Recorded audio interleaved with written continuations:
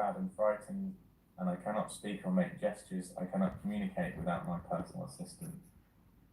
So that was, again, it's a really horrible quote of the living experience someone's been through, but that was really common. People being denied support they needed to be able to, you know, have an accessible and inclusive healthcare experience and appointment.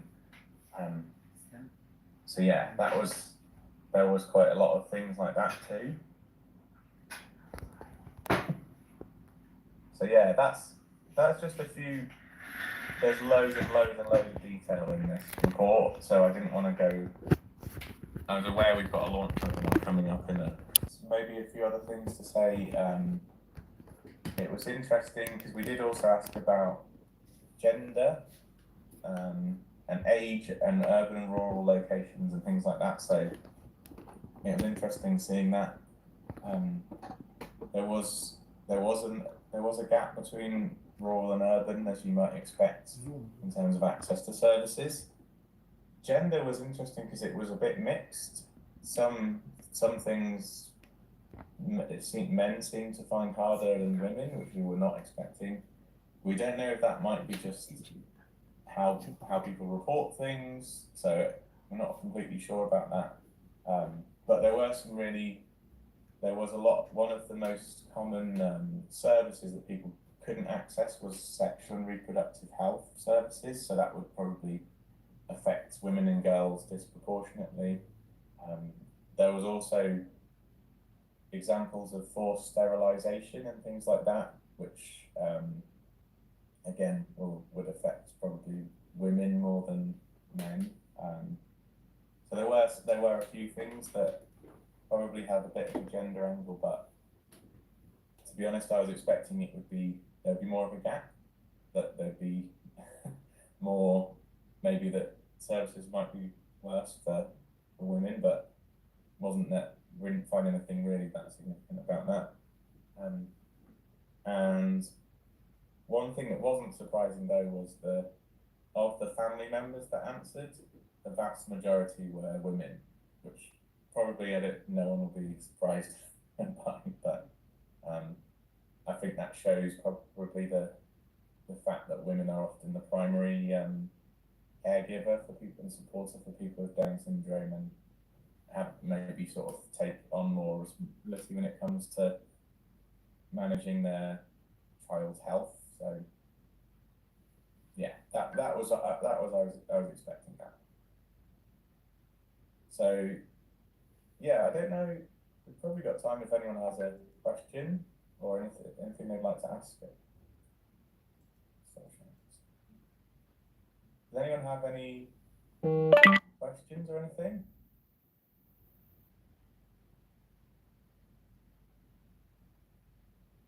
If not, we can go on to the discussion bit part. But yeah, there'll be more. We'll have the report ready hopefully at the end of June, but definitely ready for our launch on the 3rd of July. So we'll be sharing that with you, and there will be an accessible summary version too, because there's. Excuse me, we need this information with email. Can you send those email? Sorry? We need this information with email. Can you send with email? Yeah, of course. I'll share the slides and the recording after the meeting, and then I'll share an invite to the webinar probably later this week. But yeah, absolutely, no problem. Nathan, I just want to make a very brief comment on the excellent presentation that you did. I guess that we all might agree that the overall situation is pretty much similar from country to country. I mean, the general attitude towards people with intellectual disabilities by healthcare representatives, lack of awareness still. I mean, it's very surprising and sounds weird sometimes, but the level of awareness is still below expected. And pretty much when I discuss these issues with Rusudan, who is also joined our meeting as of today, we realized that everything what has been reflected in your presentation more or less is actual in Georgia still. And later on, when you allow me, I will make a short presentation to emphasize the major challenges and threats that we are facing currently in Georgia with regards to the individuals with Down syndrome and intellectual disabilities as a whole. So thank you very much for the excellent presentation. Thank you. That's great. And yeah, I mean, I'm not sure I'd say it's good to hear that, because it's not good to hear that you're facing all of these challenges with healthcare, but I guess that's reassuring to know that maybe the research is reflecting what your experience is. So yeah, it'd be really interesting. I think we're going to have a discussion in a sec where we can start talking about healthcare in your countries. But once you've had a chance to read the report in a month and a half, it would be really interesting to hear your reflections on that too. And I know lots of you have already answered as organisations the survey, but it'd be great to hear, have we really captured what's happening in your countries, and is there anything else we've missed, or and hopefully we can start talking about, once we've got some of those key areas too, we can start talking about solutions. So it's, what can we do about it, not just what the problems are. Okay. So yeah, sorry. Go on. Yeah, I was going to say maybe we'll move on to the discussion part then. So maybe what we're going to do, I think Irakli's going to present a little bit about the situation in Georgia first, and then we'd like to hear from all of you.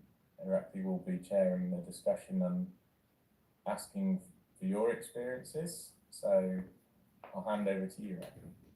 Okay, let's start with the short presentation, and then I will try to facilitate the overall discussion within the group members.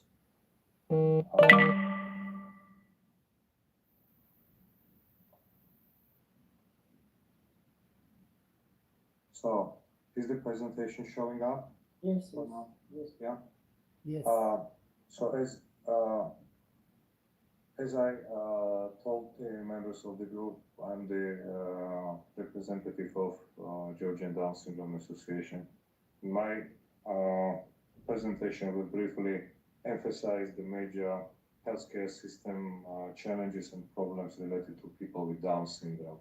We will quickly discuss issues like access to the healthcare services, challenges, role of the Down Syndrome Association, and maybe I quickly emphasize the major solutions that we are trying to utilize in Georgia. Yeah?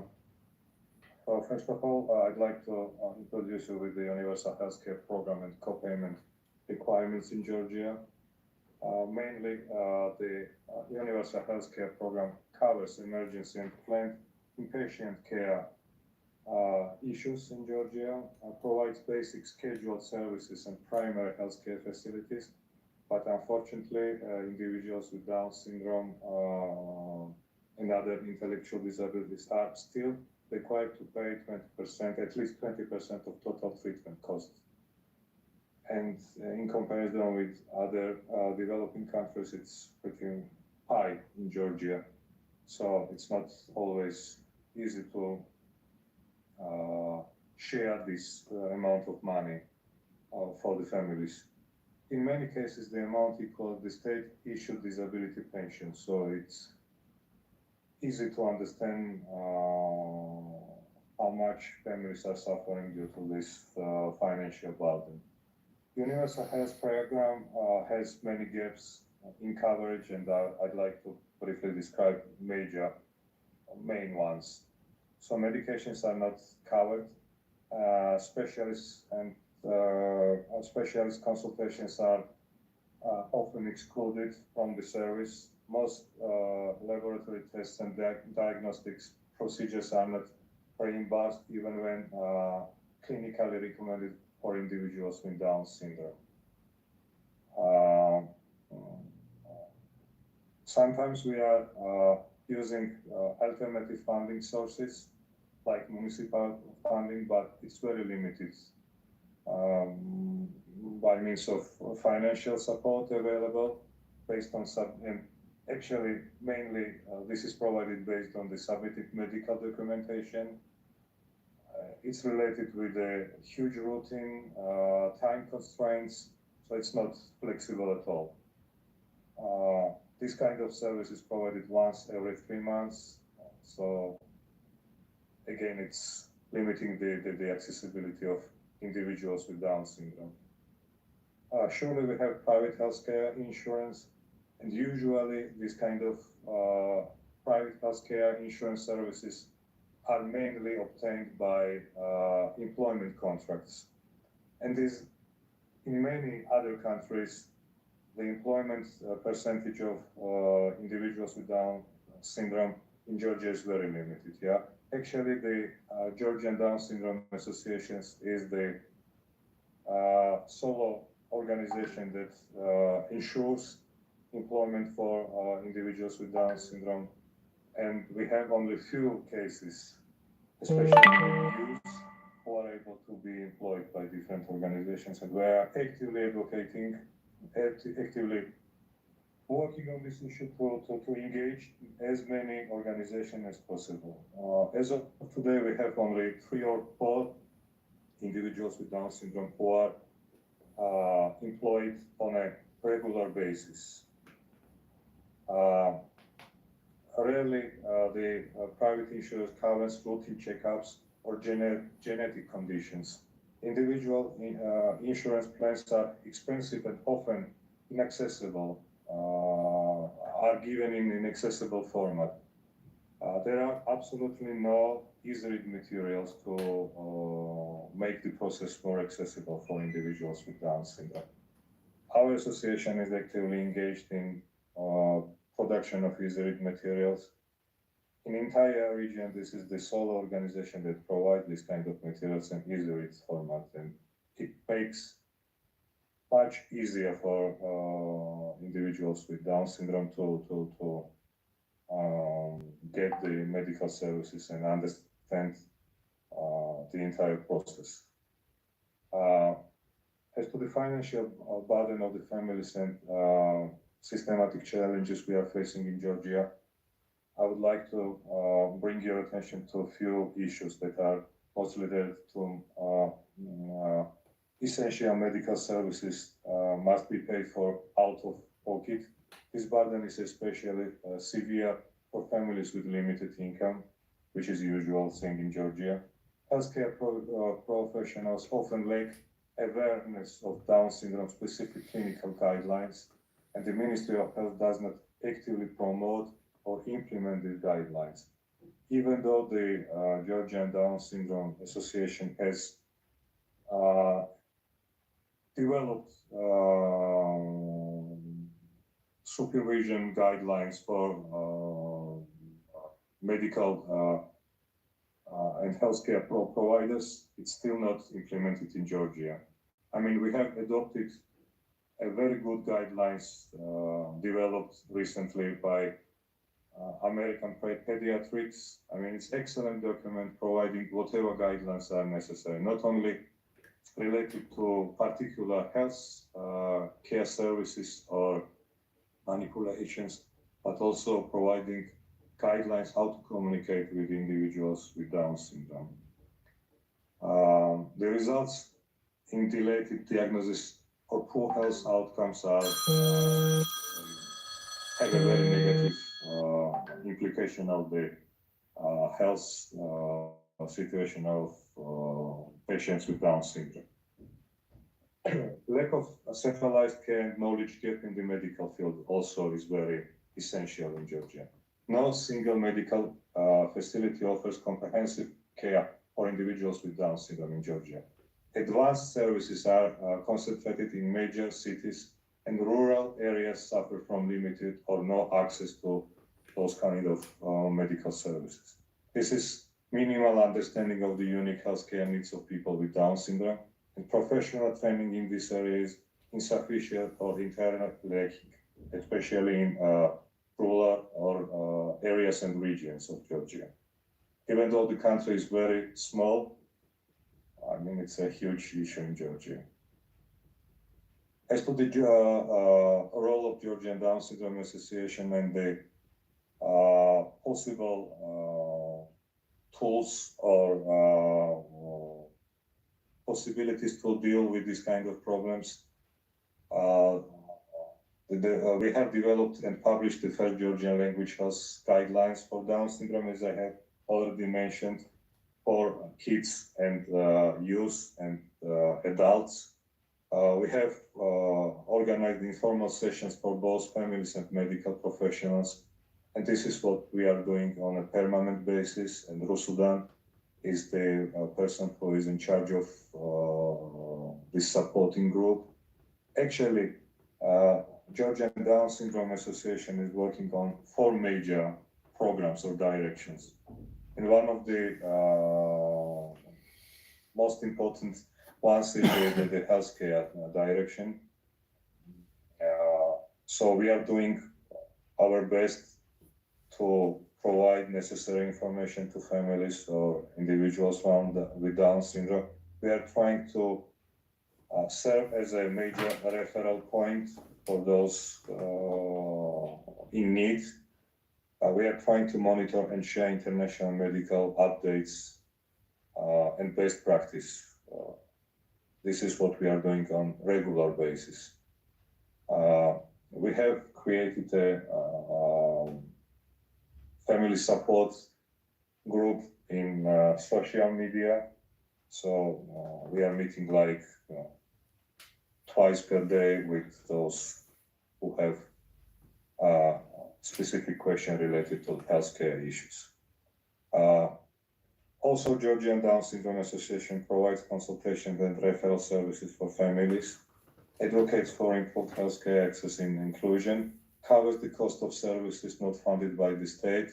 And this is what we are doing via charity foundation that has been founded and financed by Georgian Down Syndrome Association with the aid of lots of individual charities that have been made during this year. Majorly, the fund is covering healthcare costs. So far, we have safeguarded life of 4 to 5 kids during this period of time. So unfortunately, sometimes we are forced to substitute our government and healthcare system in supporting individuals with Down syndrome in Georgia. Actually, this is the major issues that we are currently facing. I think, and I'm pretty much sure that we all are facing the similar problems in our countries. There are no unique cases in our countries with regards to the healthcare system problems and challenges. Of course, we are more than happy to share our experience, how we deal with these problems in person. If there are any questions by the group members, I'll be more than happy to answer them later in a personal discussions whenever you wish. Thank you very much for your attention. Thank you. I will stop sharing the document, yeah.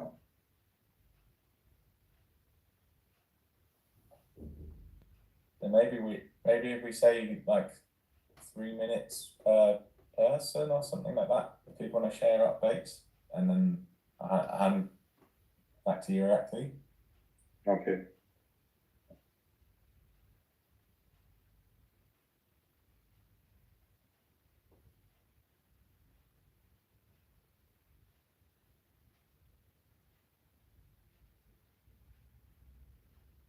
Does anyone want to go first?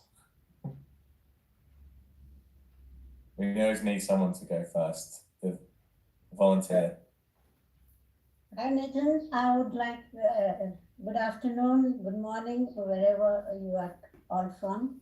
I'm from Nepal, Dr. Lalita Joshi. I'm a gynecologist by profession and president of Down Syndrome Support Health Association, Nepal. So hearing the presentation of, I'm sorry, I'm not able to pronounce the name, Irakli. yeah. The presentation was really eye-opener to all of us. Whether we are living in a small, underdeveloped country with low economy or in high economy countries, the situation seems to be everywhere common to all, that our people are not understood well. The people with Down syndrome and other intellectual disabilities. So I think we need to join hands together and make a strong voice for the people with disabilities like Down syndrome and intellectual. Well, Nathan, I had said that I would be trying to open up a multidisciplinary clinic in a private hospital at least. I did that on the 21st of March, 2025, but I'm really disappointed because the hospital is looking for their economic growth rather than catering to the needs of the needy. So I think that was not fruitful. But from our side, we have been trying to at least get to know the diseases in our children with Down syndrome so that they are treated timely and intervention is done whatever needed. So in that aspect, we did a multidisciplinary health camp with the support of Kathmandu Metropolitan City, and that was a great success. Many diseases were timely detected and they got treatment in time.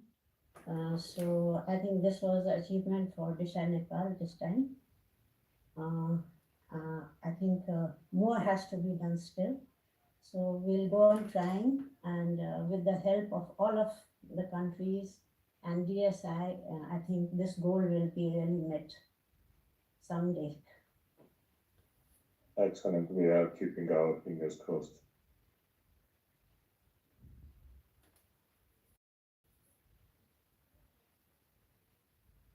So, does anyone have any who would like to share any thoughts, any experience or cases related to your specific? Yeah, I would like to share, if you don't mind. Excellent, thank you. Okay.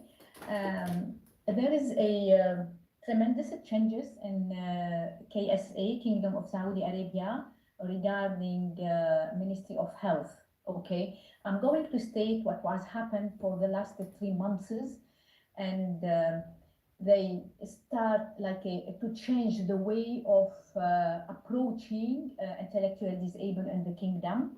And what I'm going to say is has entered under the Ministry of Health, and it's given to all government hospitals as well as private hospitals to start to work on.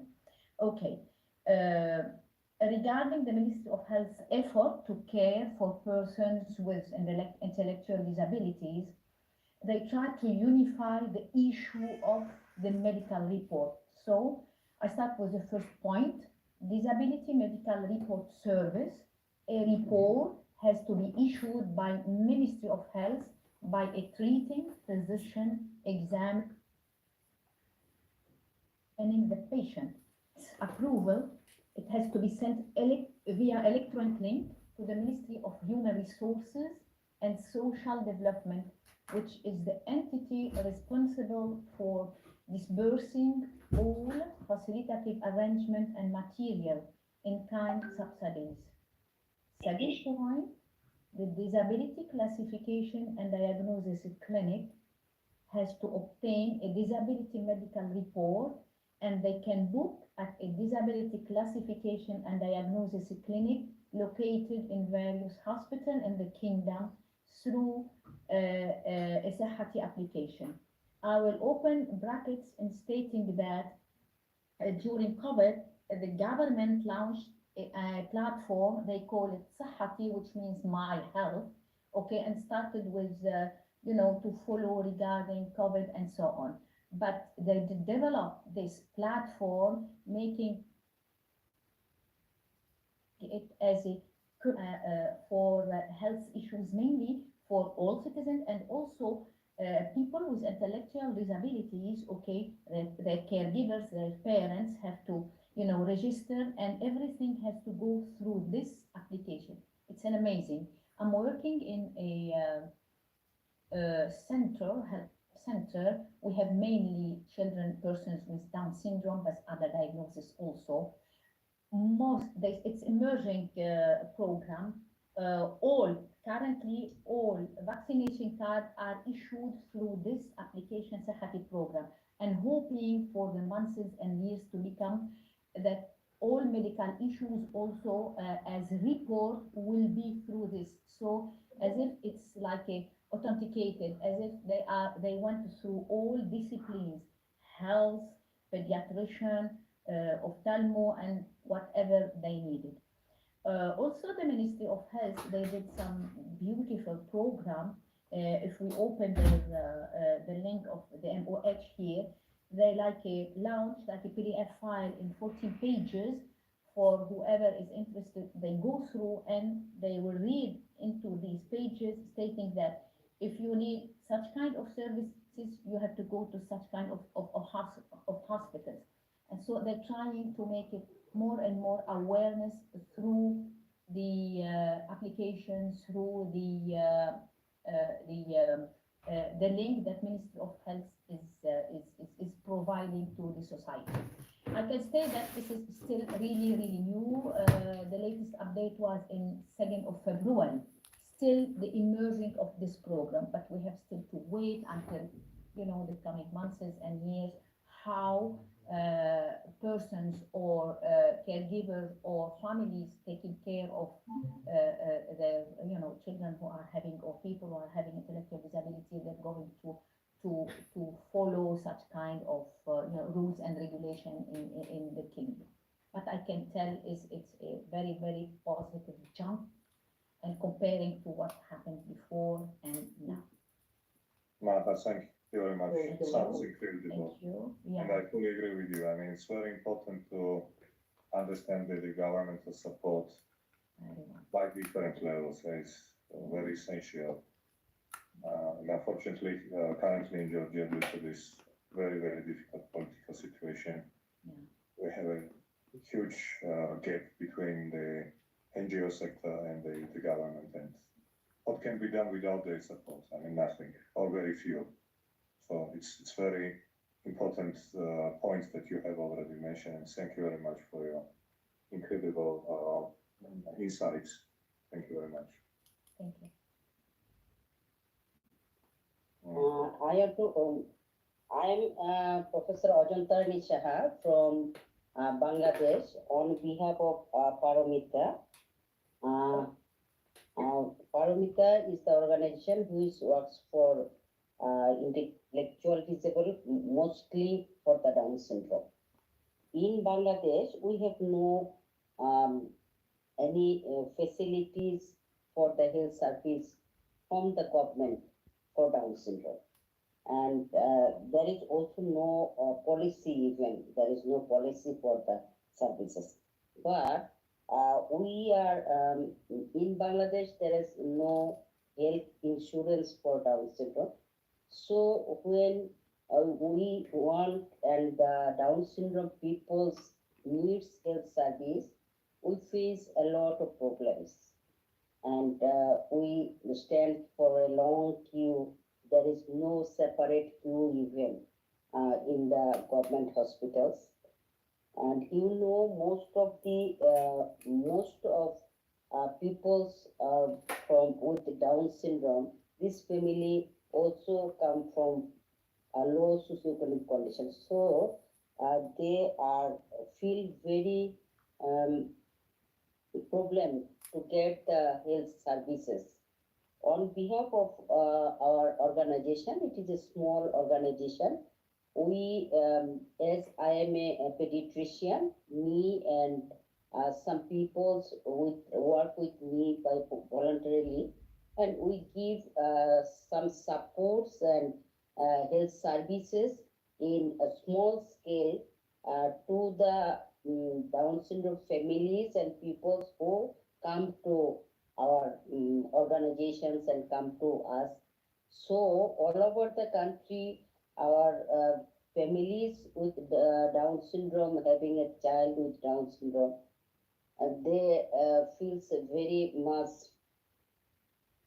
unlucky. Feels they are very much unlucky, and there is no scopes.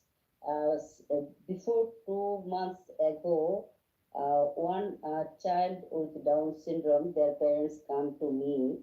The boy, he was a boy. He has gallstone and gallbladder. Congenitally, there is problem. She is going here and there. No surgeons agree to operate this case, but he has no money to go abroad because anesthetists are not agree to give anesthesia. Surgeon is not ready to do the surgery. So when there is pain, cholecystitis and pain, parents become very much feel sorry. What can they do for their child? This is the present scenario of our country, actually. Yeah. Thank you for sharing. Thank you.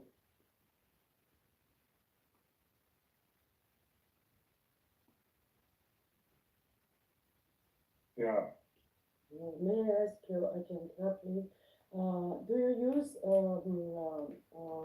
guideline for healthcare for India for children with Down syndrome? This guideline is for American Pediatric Academy. You know this guideline? We know this, but sometimes we follow American Academy of Pediatrics guideline. Yes. But in our country, there is no others facilities or guideline for the health service for Down syndrome people. This guideline is for everyone. It's international guideline, and you know, the guideline was 2 years ago was guideline was updating, and some change in document. You have to help me with. Yeah, some changes are I'm already. sorry at first for my English, but you have to help me with translation, please. It's okay. Your English is more than fine. You'll understand. Yeah. Thank you very much, Rosudan. I also go through this the guideline again. I go through this. Yes, I have this guideline. Yeah. Thank you. Well, actually, what we can do usually is to share whatever information is essential or necessary,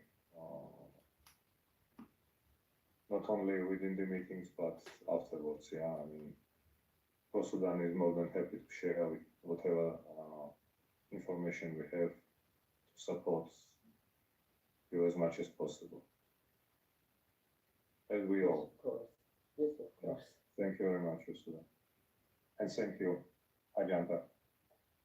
Thank you, sir.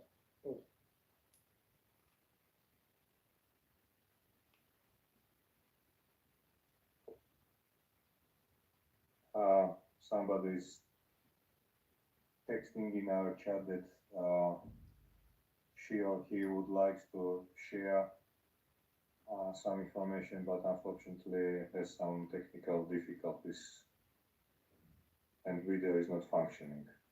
I'm very sorry for that. Is the microphone functioning? Because it's not a problem without the video if we can still hear. Yeah, I guess it's something related to the microphone rather than video. Yes, my microphone is working, but my video is not. Oh, really sorry. Yeah. Maybe So can I put it in my wasn't happy please share.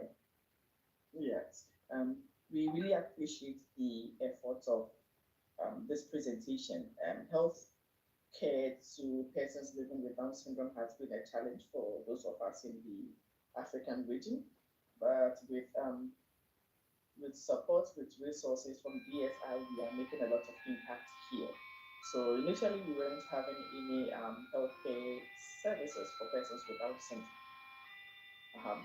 We have the general healthcare services where you can go to the hospital as a person with Down syndrome or any other person to access healthcare, but there weren't any specialized services for speech, language, and all those ones because there's specialists were unavailable. We have them at specific areas, so it was quite difficult.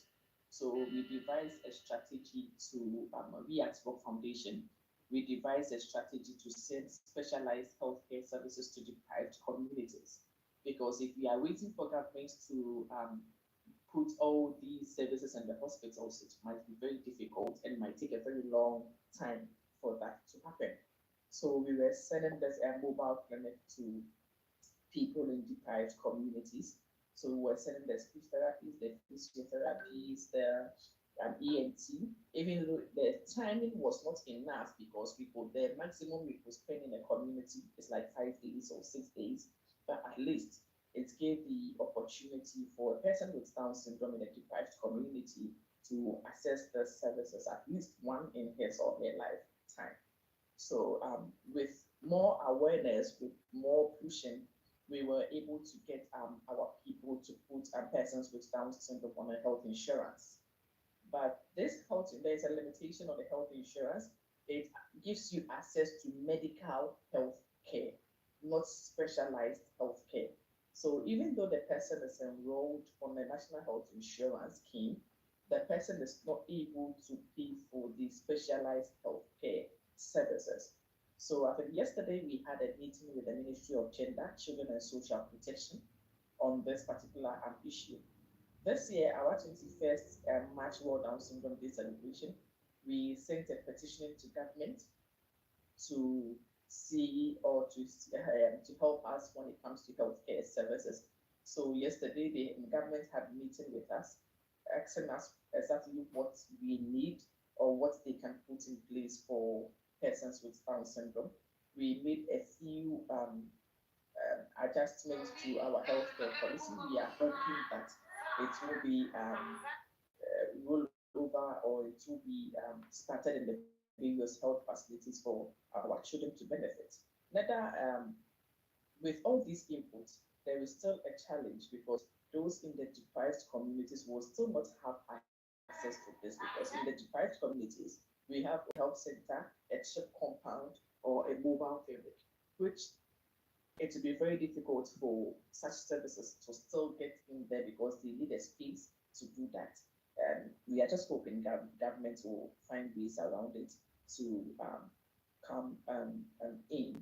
So another strategy we decided to go on was to create more awareness when it comes to health care.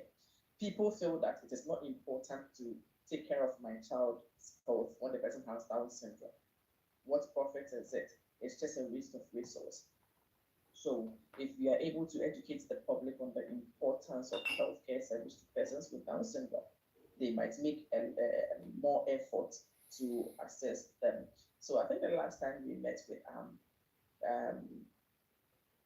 Nathan, we met with one of your colleagues, I think I forgot his name. So we were looking at reproductive health. As Madam was presenting, people are forced to do sterilization, people are forced on family planning, whether you like it or not, which shouldn't be the best because that is human rights issues we are talking about. So we are looking at directing our awareness reaching to the public when it comes to healthcare services for persons with Down syndrome. Ensure you access healthcare. Make sure your child has the basic assessment. Make sure your child, maybe with that education, people will be able to show consent when it comes to healthcare. So we are working so hard to ensure inclusion of persons with disability down here in Ghana. Thank you very much. Thank you very much. There is one thing to say about that. that was very interesting. Thanks, August. But there was a couple from our research. There was one of the questions we asked was, where do people find information about healthcare? And we were quite surprised that the top answer was not from healthcare professionals. It was actually from there was lots of different places, including Down syndrome associations, support groups, online searches, but not the most popular answer wasn't from healthcare professionals. And so it's really interesting that's something you've been working on, of actually making sure families know what their rights are, know what to ask for, and know, what they should be trying to access for their child with Down syndrome. So yeah, thanks. Very interesting. Yeah.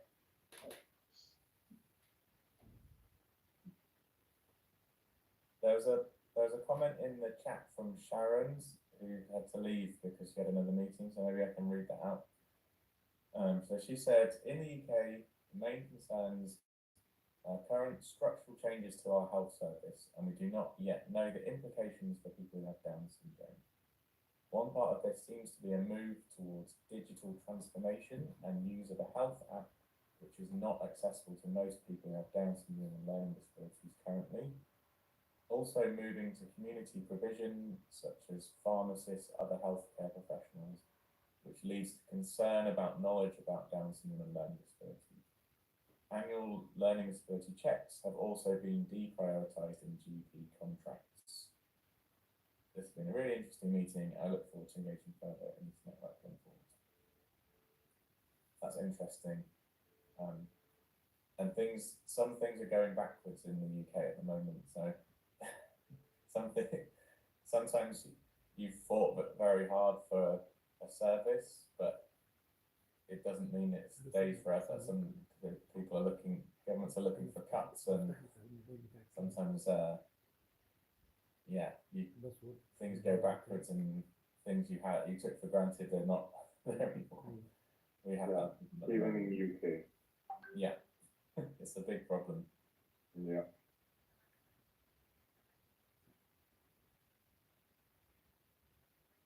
One comment from my side, like truly said, health professionals need to be educated very, very well, because they are at a very, very low level. We as some parents with children with Down syndrome, yes, we know a little, and we are dispersing the information and whatever we know to the other people, but there's a grave need for educating the professionals, health professionals. Yes, of course. Yeah. Of course. That is a huge one, I think, everywhere. A huge problem. There's some members who are doing really interesting training for health professionals, though, so maybe that could be something we can talk about, of good examples of how that can work another time. Yeah. Actually, I'd like to have just a few words, Nathan, with your permission. In order to families informed about healthcare standards and actual information, we are distributing the materials, including guidelines, each and every meeting, repeatedly. Some of them already obtained it. I mean, we are pushing them to take them, whatever format is preferred, just to make them understand the importance of sharing this information within the community. Yeah? Since we have established the family club, it's very actively working on. I mean, we do understand that it's not sufficient in terms of rising global awareness of the country and its population, but believe me, it has its very, very positive implication on the individuals with Down syndrome and their families. And as I already mentioned, whatever materials are produced, they are duplicated in easy read format, which is an excellent and unique instrumental tool to make it easier to understand and realize, not only for individuals with Down syndrome, other than for family members as well. Even CRPD is translated into in English and many other languages, and last year we also translated it to Georgian to make it easy for everyone who is interested to be engaged and involved in support of individuals with different intellectual disabilities. Thank you. Brilliant. I know we've got a few people who didn't have a chance to speak. Would any of you like to share from your country?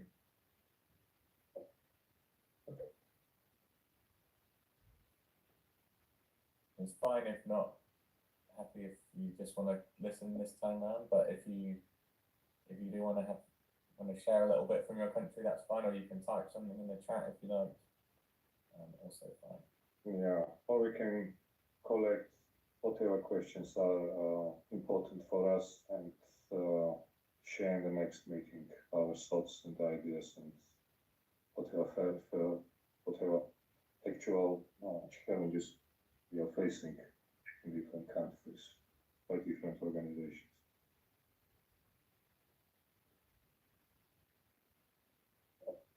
Does anyone have anything that you'd like?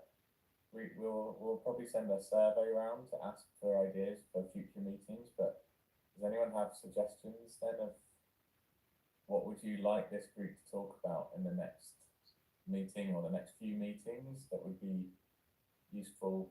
Because that's what we were thinking as a format when we met with Irakli and Margot, that maybe we can have a topic for each meeting.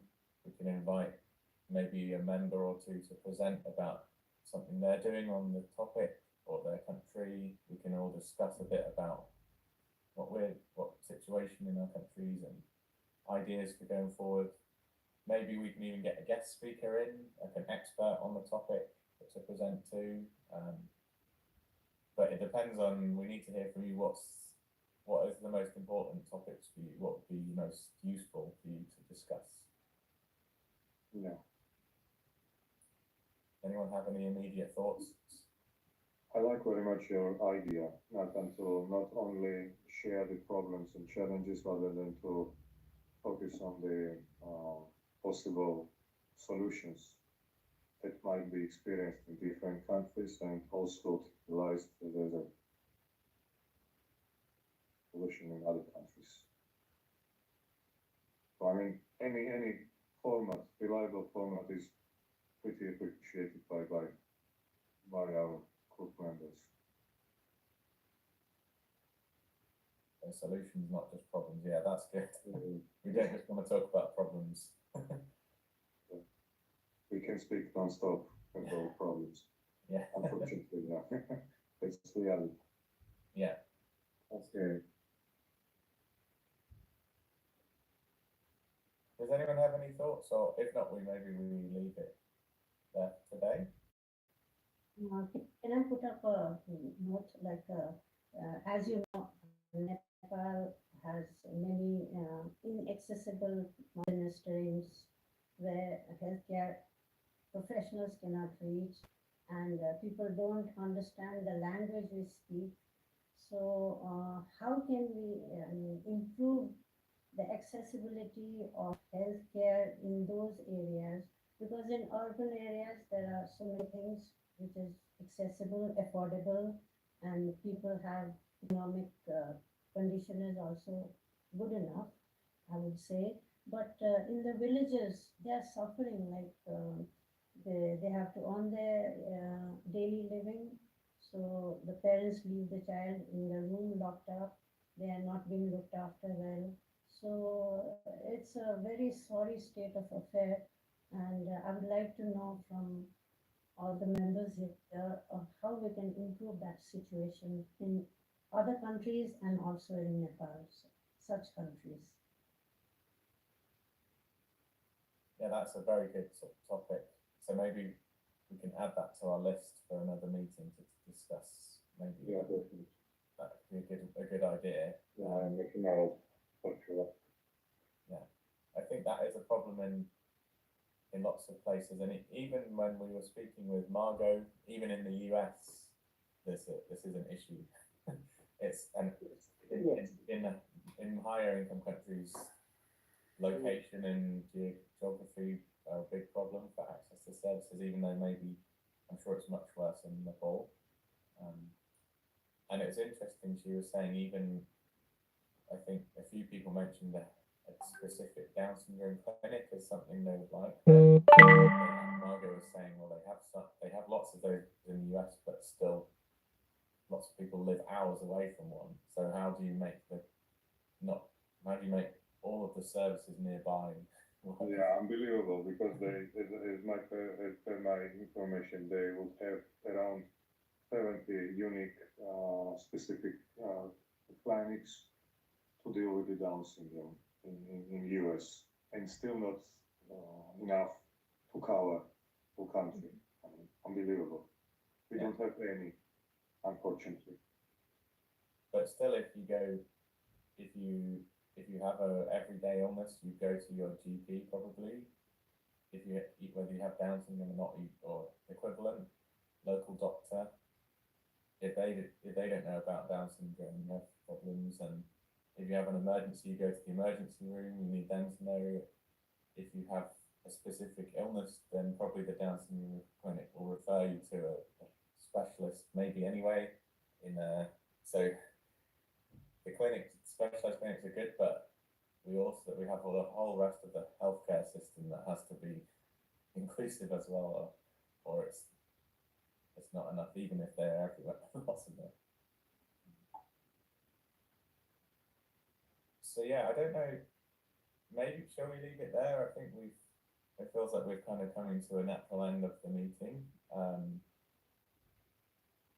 I guess maybe we can just, in terms of next steps, as I said, we'll have our report ready soon, so we'll be sharing that with you at the beginning of July, and we'll send an invite soon to the launch webinars for the report. So we'd love for you to be there, and if you can share it with people in your country, that would be great. We're hoping at the moment to have Spanish and French interpretation. We don't have budget for other languages at the moment. If anyone has interpreters, we have channels to add them to on Zoom, but yeah, sorry, it's a bit limited. But yeah, so that will be on the 3rd of July. We'll share that, and we'll share a recording from this meeting and also the afternoon one if you're interested to hear what other countries said too, and some notes and obviously slides, including the ones that are actually presented. And then beyond that, yeah, we'll meet again in a few months. We'll send you out the date soon so you can put it in your diary. And in the meantime, we'd like to hear what would you like to talk about next, because this is your group. And me and Irakli and Margot will go away and plan a meeting, but we want it to be based on what all of you want to talk about. What's the priority for you to discuss? Yeah, sure. Yeah. So yeah, thank you very much, everybody. Great to see you all. Thank you to everyone. Thank you. Hope to see you Thank soon you. again. Thank you, everyone. It was a wonderful meeting. Thank you. Have a wonderful day. Thank you, everyone. Thank you. Thank you. Thank you. It was my pleasure to meet you all. Bye. Bye. Bye, Have a Nata. nice day. Talk to you later. Bye. Okay. Bye. Bye. Have a nice day.